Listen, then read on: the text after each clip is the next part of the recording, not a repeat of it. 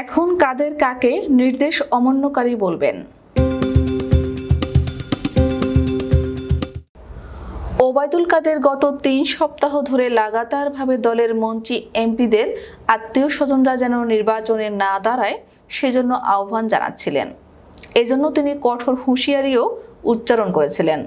তিনি বলছিলেন, যারা দলের নির্দেশনা লঙ্ঘন করবে তাদের বিরুদ্ধে ব্যবস্থা গ্রহণ করা হবে। কিন্তু ব্যবস্থা গ্রহণ তো দূরের কথা, তাদেরকে সতর্ক পর্যন্ত করা হয়নি।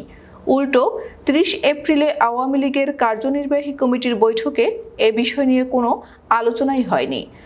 ২ এপ্রিল অনুষ্ঠিত সংবাদ সম্মেলনে প্রধানমন্ত্রী যা বলেছেন তাতে স্পষ্ট হয়েছে যে সমস্ত মন্ত্রী এমপিদের আত্মীয় স্বজনরা উপজেলা নির্বাচনে প্রার্থী হয়েছেন তাদের বিরুদ্ধে খুব একটা কিছু করা হবে না। আর ওবায়দুল কাদের যখন তার নির্দেশনা নিয়ে দলের নেতাকর্মীদেরকে বাধ্য করতে পারছেন না, ঠিক সেই সময় তিনি নিজেই একজন নির্দেশ লঙ্ঘনকারী হিসেবে আবির্ভূত হলেন। দলীয় নির্দেশ অমান্য করে এবার নোয়াখালীর কোম্পানীগঞ্জ উপজেলায় চেয়ারম্যান পদে প্রার্থী হয়েছেন আওয়ামী লীগের সাধারণ সম্পাদক এবং সড়ক পরিবহন ও সেতু মন্ত্রী ওবায়দুল কাদেরের ছোট ভাই ও ভাগ্নে। ছোট ভাই শাহাদাত হোসেন প্রার্থী হয়েছেন চেয়ারম্যান পদে, আর ভাগ্নে মাহবুব রশিদ মঞ্জু প্রার্থী হচ্ছেন ভাইস চেয়ারম্যান পদে। যদিও আজ রোববার ভাই শাহাদাত হোসেনের মনোনয়ন বাতিল করেছে নির্বাচন কমিশন, কিন্তু এটি চূড়ান্ত নয়। আপিল করলে হয়তো প্রার্থিতা পুনর্বহালও করা হতে পারে। তবে আসল কথা হলো, ওবায়দুল কাদেরের এমন হম্বিতম্বির মধ্যে তার নিজেরই ভাই ভাগিনা প্রার্থী হলেন কিভাবে?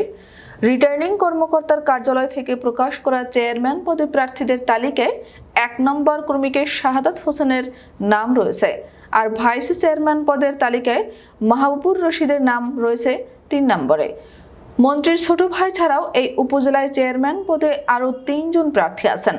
তাদের মধ্যে রয়েছেন যুবলীগের সাবেক আহ্বায়ক এবং ব্যবসায়ী মোহাম্মদ গোলাম শরীফ চৌধুরী, সাবেক উপজেলা চেয়ারম্যান ও আওয়ামী লীগের বর্তমান সাধারণ সম্পাদক মিজানুর রহমান বাদল এবং যুক্তরাষ্ট্র প্রবাসী ওমর আলী। প্রশ্ন হলো, ওবায়দুল কাদের যখন বারবার বলছিলেন যে মন্ত্রী এমপিদের আত্মীয় স্বজনদের উপজেলার নির্বাচনে প্রার্থী হওয়া যাবে না এবং এটি প্রধানমন্ত্রীর অনুশাসন, তাহলে তিনি নিজে কেন এই অনুশাসন ভঙ্গ করলেন?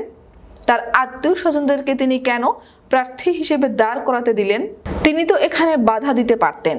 তিনি দলের শৃঙ্খলা পরিপন্থী এবং দলের নির্দেশনার বাইরে, এ কারণে তার ভাই এবং ভাগ্নেকে সতর্ক করতে পারতেন, নির্বাচনে না যাওয়ার জন্য পরামর্শ দিতে পারতেন, কিন্তু সেটি তিনি করেননি।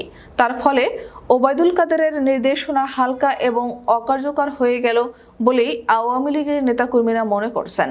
আওয়ামী লীগের একজন শীর্ষস্থানীয় প্রেসিডিয়াম সদস্য বলেছেন, গত কিছুদিন ধরে আওয়ামী লীগের নির্দেশনা দলের তৃণমূলের নেতাকর্মীরা মানছে না।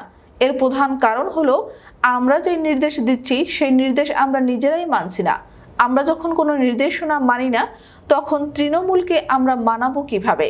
তিনি মহানবী হযরত মুহাম্মদ সাল্লাল্লাহু আলাইহি সাল্লামের উদাহরণ দিয়ে বলেন, মহানবী হযরত মুহাম্মদ সাল্লাল্লাহু আলাইহি সাল্লামের কাছে যখন এক মা গিয়েছিল তার সন্তানের অতিরিক্ত মিষ্টি খাওয়া বন্ধ করতে, তখন মহানবী হযরত মুহাম্মদ সাল্লাল্লাহু আলাইহি সাল্লাম তাকে কিছু বলেননি।